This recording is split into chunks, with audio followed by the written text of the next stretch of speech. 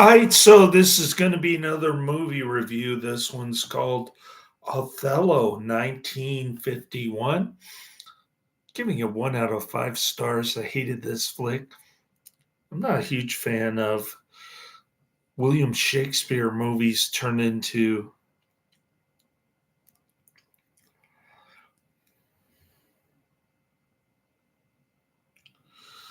movies, although Hamlet was pretty good. To be or not to be. Othello, also known as The Tragedy of Othello, The Moor of Venice, is a 1951 tragedy film based on a Shakespearean play. I guess Shakespearean is trying to do ancient Greek tragedy here. Written, directed, produced by, and starring Orson Welles. The film also stars Michael Mac Laminor, Lamamore, Lamamore, Michael Mac Lamore as Lago, one of his only starring film roles. Robert Coote as Rodrigo, Suzanne Clowder as Desdemonia, Michael Lawrence as Cassio, Faye Compton as Amelia, and Doris Dowling as Bianca. The U.S. theatrical poster looks pretty lame. Looks like colorized. It looks like the movie poster got Ted Turner's Crayola crayon colorization treatment. Othello was filmed on location over a 3-year period in Morocco, Venice, Tuscany, and Rome, as well as the Scalero Studios in Rome, recipients of the Grand Prix du Festival International du Film Precursor, named for the Palme d'Or. At the 1952 Cannes Film Festival, the film was distributed by United Artists when it was released in the United States in 1955. 3 different versions of the film have seen theatrical release, 2 supervised by Wells, and a 1992 restoration supervised by his daughter, Beatrice Wells, which was the version that I just saw on YouTube for free. If you care to watch it for free, it's on YouTube with advertisements. For your viewing displeasure, the film closely follows the plot of the play, but it restructures and reorders individual scenes. Wells trimmed the source material, which is generally about 3 hours when performed, to a little over 90 minutes for the film. The opening funeral scene is not in the original play. Distributed by Marco Films and United Artists. Release date November 29th, 1951. Running time 93 minutes, not too bad. I didn't suffer too much, but I got through this. I woke up from my 2-hour nap and I'm back to movie reviews. I did 6 this weekend. I was hoping to do 10, but I kind of fell seriously behind with my taxes, and so I had to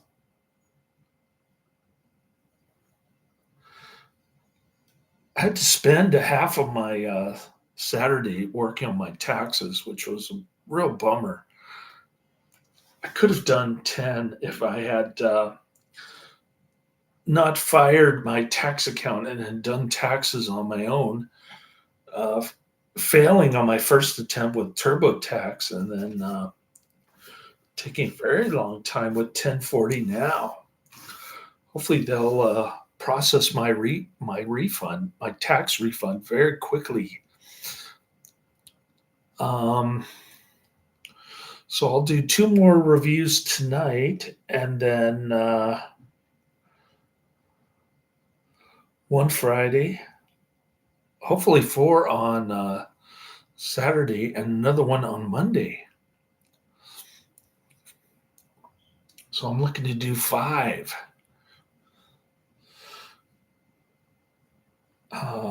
from Friday until Monday. We'll see. We'll see how it goes. The film closely follows the plot of the play, but I already went through that. Okay. Countries Italy and Morocco, language English, box office of 1,447,035 admissions in France. The movie opens with Othello and Desdemonia's funeral. The first main scene shows Lagos complaining to Roderigo about not being advised of the marriage between Othello and Desdemona. Rodrigo is contemplating killing himself, but Lagos says, I would say, I would drown myself for the love of a guinea hen. I would change my humanity with a baboon, meaning Lago would rather be a baboon than kill himself over a woman. You need a Shakespearean interpreter to go through every single line. Otherwise, you won't understand what's going on. Some kind of jealousy triangle uh, leading up to unnecessary murder and suicide. Okay, Ligo further says, put but money in thy purse, and urges Rodrigo to sell all his lands and give the money to Lago, who will use it to convince Desdemona to have sex. Desdemonia's father, Brabantio, is furious about the marriage after being told of it by Lago and Rodrigo. Brabantio accuses Othello of bewitching his daughter. Othello convinces Brabantio that it was not witchcraft, but rather by his tragic tales. By planting a handkerchief, Lago convinces Othello that Desdemona is having an affair with Cassio. Othello previously promoted Cassio to lieutenant over Lago, hence Lago's jealousy. Othello strangles Desdemona. Lago knifes Emilia to death as she protests Desdemona's innocence. And that's pretty much the movie right there.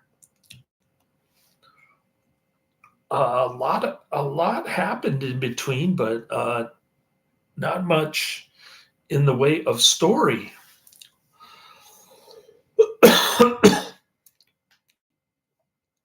One of Wells' more complicated shoots, Othello, was filmed erratically over 3 years.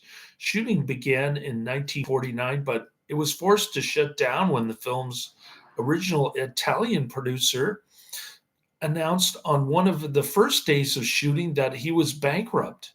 Instead of abandoning film altogether, Wells, as director, began pouring his own money into the project. When he ran out of money as well, he needed to stop filming for months at a time to raise money, mostly by taking part in other productions. Because of lack of funds, production was stopped at least 3 times. The film found some imaginative solutions range of a range of logistical problems. The scene in which Rodrigo is murdered in a Turkish bath was shot in that form because the original costumes were impounded and using replacements would have meant a delay. One of the fight scenes starts in Morocco, but the ending was shot in Rome several months later. Wells used the money from his acting roles, such as The Third Man, 1949, to help finance the film.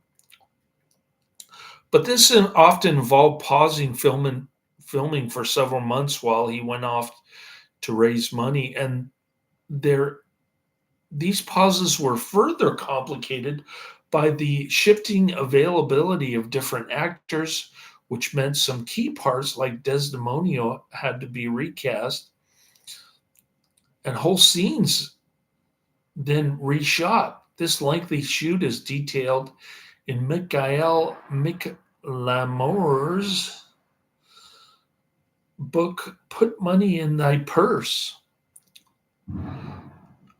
There's Orson Welles and Suzanne Cloutier in Othello. Sorry for the background noise. They're lighting fireworks directly outside my window. That's part of the rent that I'm paying here. We get a free fireworks show, which consists like the sounding of 100 bombs going off at once. When Welles acted in the 1950 film The Black Rose, he insisted that the coat his character Bayon wore be lined with mink, even though it would not be visible. Despite the expense, the producers agreed to his request. At the end of filming, the coat disappeared, but could subsequently be seen in Othello with the fur lining exposed. Welles was reportedly extremely satisfied with the film's musical score by Angelo Francesco Lavagrino.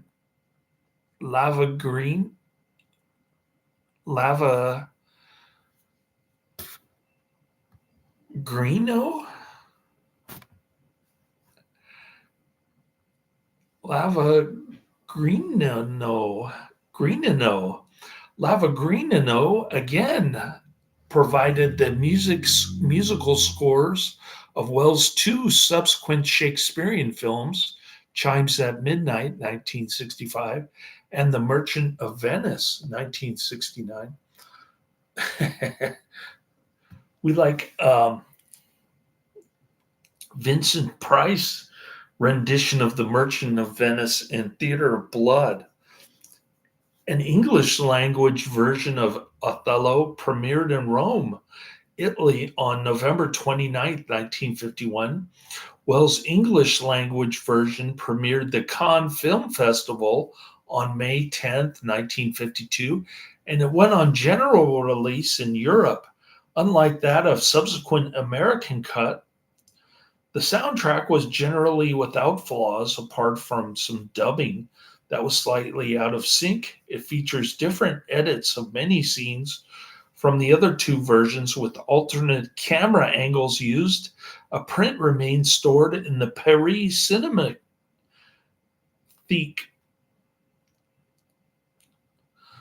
Welles supervised a different version of Othello for the U.S. market, a 93-minute cut released on September 12, 1955, in New York City. This had a number of minor editing and several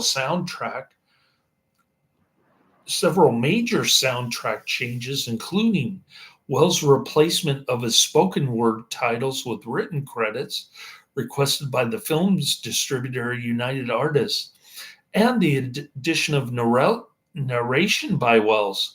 Suzanne Cloutier's entire performance was dubbed by Gudrun who had previously played Desdemona opposite Welles in the 1951 theater production of Othello that was staged to raise funds to complete the film. Paul Secretary, sorry about that, in a 1993 PhD study of the film in its various forms, argues that the US version represents a compromise with some of the changes forced on Welles, and that the original European cut represents the truest version. A Criterion Laserdisc of this version came out in 1994, but was withdrawn from sale after legal action by Welles' daughter, Beatrice Welles. Welles featured Othello clips in his 1978 filming Othello, but these had already been completely re-edited by him for the documentary, and so do not appear in the original film in the same form. The clips were accompanied by a voiceover from Wells so that no part of the original soundtrack was heard in filming Othello. Released in Europe to acclaim in 1952, Othello won the Grand Prix du Festival in International du Film at the Cannes Film Festival under the Moroccan flag. Wells could not find the film a distributor in the United States for over 3 years, and even after its US release, it was largely ignored. Film critic Pauline Kael suggested that the film was not so much of a movie or a theatrical experience, but tended towards a more faithful record of a stage production. The film was re-released to theaters in a 1992 restoration that screened out of competition at the 1992 Cannes Film Festival and was shown to acclaim in the United States, although the sound restoration would subsequently be criticized. In 1992, Beatrice Wells Smith, daughter of Orson Welles, supervised a restoration of the film, which saw over $1 million spent on improving the picture quality, resynchronizing the audio, adding extra sound effects, and completely re-recording the music in stereo. Although the restoration was greeted with positive reviews upon its release, it subsequently came under attack for numerous technical flaws and alterations. Further alterations were made between the restoration's theatrical release and its home media release after complaints that the opening scene lacked the Gregorian chanting it previously had, and another scene was missing entirely.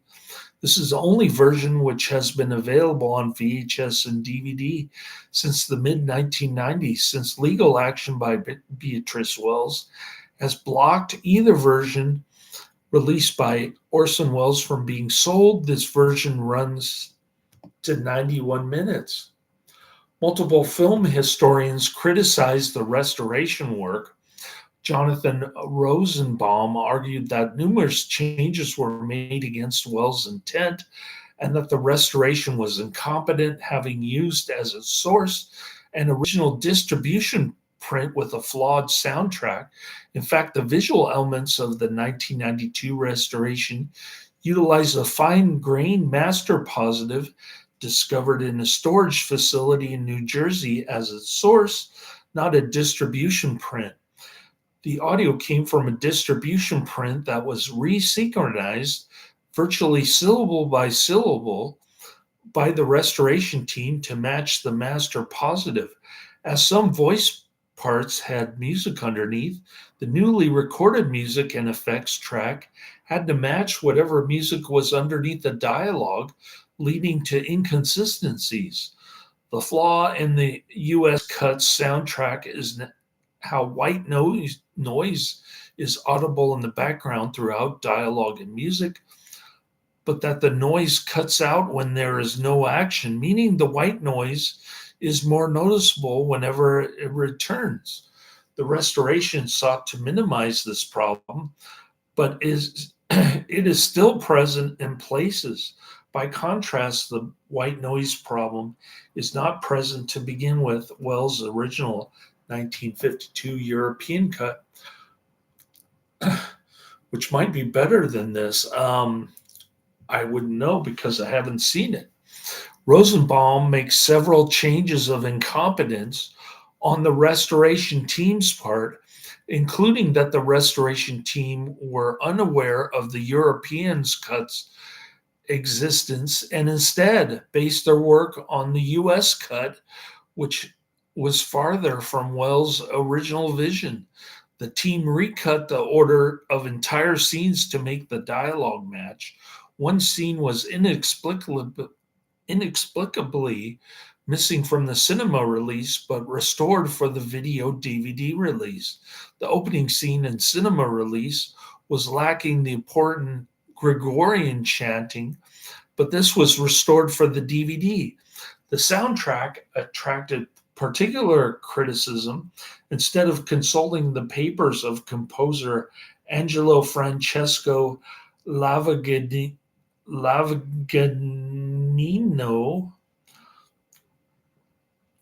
where a full copy of the score survives, the restorers chose to transcribe the music from the poor quality audio of the print they had, with numerous mistakes having been made. Lavagnino's son had gone so far as to argue the new score is so different it is no longer his father's work. The new score was also recorded with arguably less impressive resources than the original version, although Wells only used a single microphone for a mono aural soundtrack. He had 40 mandolins playing in his version, while the new stereo soundtrack used three. Further, Rosenbaum states that by refusing to give permission for her father's version to be shown or released, Beatrice Wells effectively made her father's version of the film, as well, more indirectly, his final feature filming Othello, illegal, so that she can make more money on her own version, since she only receives royalties on the version which she restored. Many of these criticisms have been subsequently echoed by other scholars such as David Impastato and Michael Anderegg. This is a problem when you let your kids have your estate. They mess it up after you die. Ander, just ask my grandfather, wherever he is. He might still be in purgatory or something. Anderegg particularly criticizes the bold claims made by the restorers at the time of the film's 1992 release, including Beatrice Wells' statements that this film that no one has seen, and that it was a lost film, and that it was never given a theatrical release, all of which are untrue. And he dismisses as hyperbolic the judgment of film restorer Michael Dawson that Wells' original dubbing was like Japanese sci-fi instead. Anderegg argues that Othello was simply seldom screened. Jonathan Rosenbaum has defended the out of synchronization dubbing of some lines in Wells' original version, pointing out that it was typical of European films of the early 1950s, and likening modern attempts to resynchronize it to the proposed colorization of Citizen Kane. How dare you! In 2014, Carlotta Films US released a 2K digital restoration of the 1992 version on DCP. The digital version premiered in Dallas at the 2014 USA Film Festival, and subsequently it played in other cities on the art house circuit. The New Yorker reported that the mono aural soundtrack was a great improvement on the previous version of the restoration, much more appropriate for a low-budget black and white 1952 release. On September 26, 2017, the Criterion Collection released both the European and 1955 US versions of Othello on Blu-ray and DVD. Special features include the short film Return to Gleniscow, 1951, audio commentary by Peter Bogdanovich and Myron Meisel, and interviews with Simon Cowell, Joseph McBride, Francois Thomas, and Ayanna Thompson. Here we go. Othello, a real title, The Tragedy of Othello, The Moor of Venice, 19 1951, an hour and 30 minutes. Not bad. Gets a whopping 7.5 out of 10 on IMDb. I guess people understand Shakespearean dialogue. I don't understand any of it. I'm sorry to say. And I used to study Shakespeare both in high school and college. Oh, here we go with the fireworks again. All right. So 10,000 ratings on here. Somewhat popular, but not super mainstream here. The Moorish general Othello is manipulated into thinking that his new wife, Desdemona, has been carrying on an affair with his lieutenant, Michael Cassio, when in reality it's all part of a scheme of a bitter ensign named Lago. Scheming Lago. All right, here's a more flattering review. I'm giving this a 2 out of 10. Eddie K gives it a 10 out of 10. So here's this is complete opposite spectrums of the rating system here. My rating versus Eddie K. I just can't figure out the language in this movie. It makes no sense to me. And it's trying to be like a Greek tragedy, but I can't really relate to any of the characters. So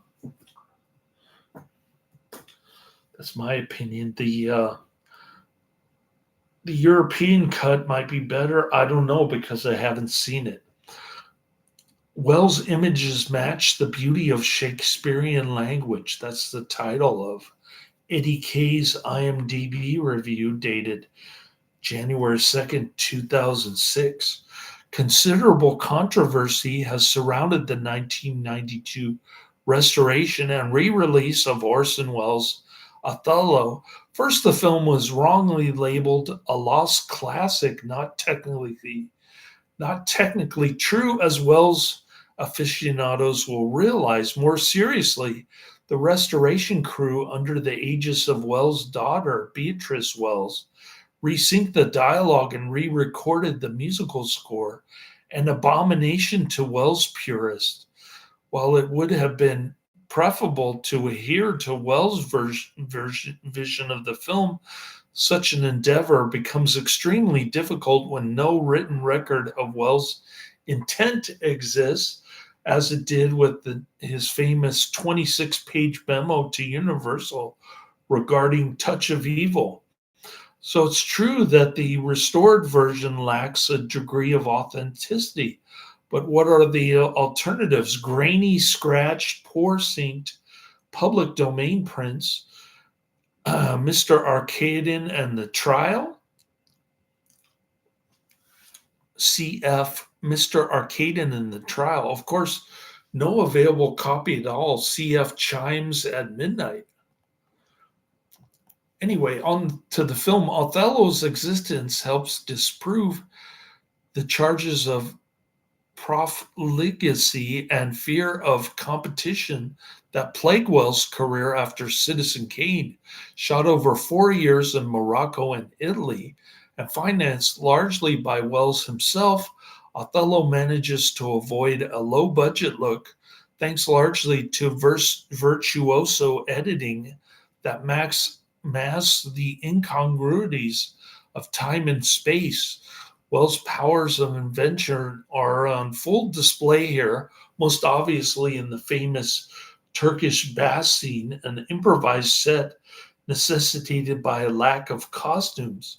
Set designer Alexandre Trauner's astute choice of Moroccan and Venetian locations instantly establishes a geographic authenticity. Welles initially exploits them for all their stark beauty before retreating into Moorish interiors, underscoring Othello's descent into darkness. Aside from Michael McLemore's chilling method performance as Lago, the acting in Wells' Othello has been criticized as too restrained and modulated for Shakespeare's tragedy. Such criticism is largely unwarranted, for this Othello is as much for the eyes as the ears. Wells' both bold framing and expressionist camera angle free the play from its theatrical moorings, pun intended, undermining the need for stage elocution. Indeed, the camera is the true star of this film, as Wells generates images that match the grandeur and eloquence of Shakespeare's language. And we're going to go out with this movie review with a huge bang outside my window. Quite literally. Okay, more like this Macbeth. I'd like to see Macbeth. She's got blood on her hands. She has to keep washing it every 30 minutes. Then you've got Chimes at Midnight, Confidential Report, and the magnificent Albertsons. Desdemona, daughter of a Venetian aristocrat, elopes with Moorish military hero Othello, to the great resentment of Othello's envious underling Lago. Alas, Lago knows Othello's weakness and with chilling malice works on him, but to good effect. That's that's the storyline on IMDb from Rod Crawford, Puffin US at u.washington.edu. I told you I was going to go out with a bang here. Taglines: powerful drama of uncontrolled human emotion. Genres: drama, romance. Certificate approved. When he made The Black Rose in 1950, Orson Welles insisted that the coat his character wore be lined with mink, even though the lining would never be visible in the finished film. The producers acquiesced to his demand. When the shoot was over, the coat disappeared. In Othello, Orson Welles can be seen wearing the same coat, complete with mink lining exposed. Lago is quoted as saying, "Oh, beware, my lord, of jealousy.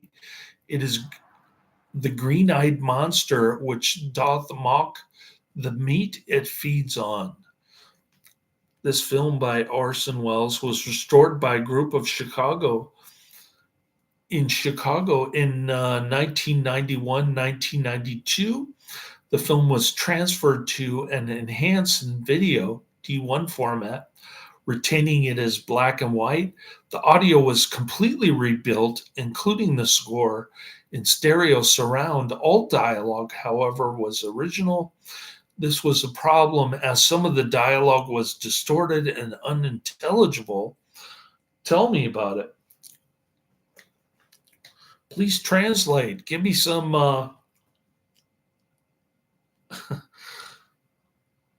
well, the first problem is the Shakespearean language I don't understand. It's been so long since I've seen a Shakespearean movie or read a Shakespearean play that I completely forgot the language style here, and none of it makes any sense to me. You can sort of get an idea of what's going on,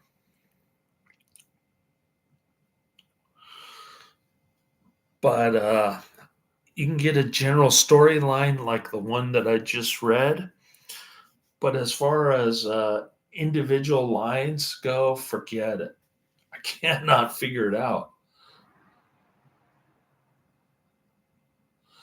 John Fogelson, editor, was a major supervisor of the project. Ed Goyla, Loretta De La Carna, and Steve Wilkie were digital editors. And Ed Goyla mixed the soundtrack. The process took 9 months.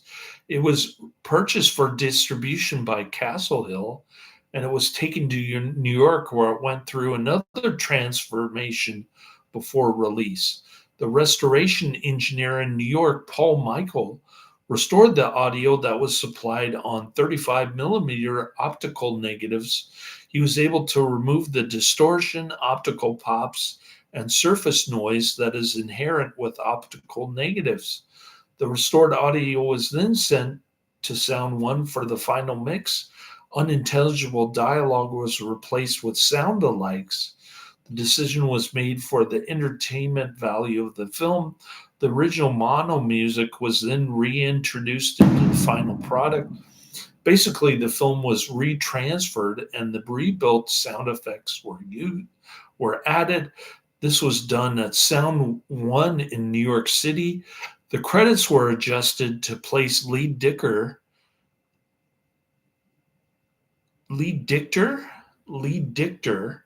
as recording mixer and Gol- Ed Golia as sound effects editor. This was edited into Histories du Cinema, La Monnaie de l'Absous, 1999, which I have reviewed on this channel. More like this, Fingersmith. Let's Scare Jessica to Death. Oh, these are the top picks. Sorry. Never mind. All right, we're going out with a bang here. Release date of FAQ. How long is Othello? It's an hour 30 minutes. Release date September 12th, 1955 in the US. Countries of origin Italy, United States. Official sites arabalaku.com, official site from Carlotta Films US. Languages English and Latin, also known as Orson Welles' Othello. Filming locations Castle El Jadida, Morocco. This is the cistern interior.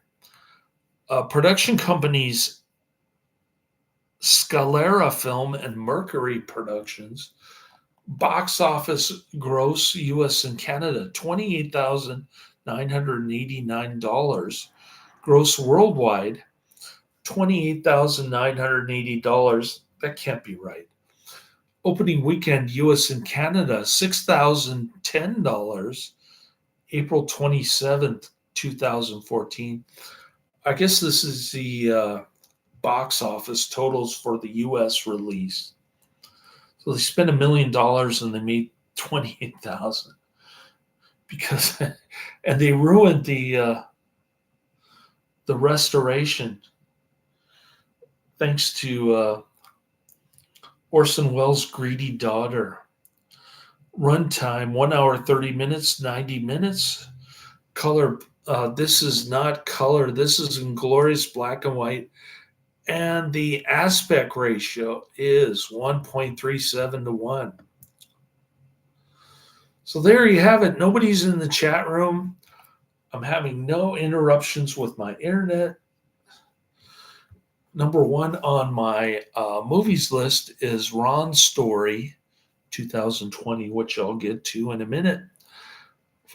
Number two is Rattlers 1976, which I'll get to on Friday night. And number three is The Phantom of 42nd Street 1945, which I'll get to on Saturday. So that's the plan for this week. Thanks for hanging out. Adrian had lots of comments. Karate Man nowhere to be found. He ran out of recommendation ideas, and I haven't been reviewing any of his movies for the past few weeks. I think the next one is either Weird Science at 22 or Ip Man at 24. Then I've got Ip Man 2 at 28. So I think I covered everything. I got my 2 Australian mates, one who's terra incognita, so to speak. And cool. I'm going to do one more review, then I'm going to call it a night. If I can sleep through all these firework bombs going off outside my window. And thanks again for sticking with me. Laters.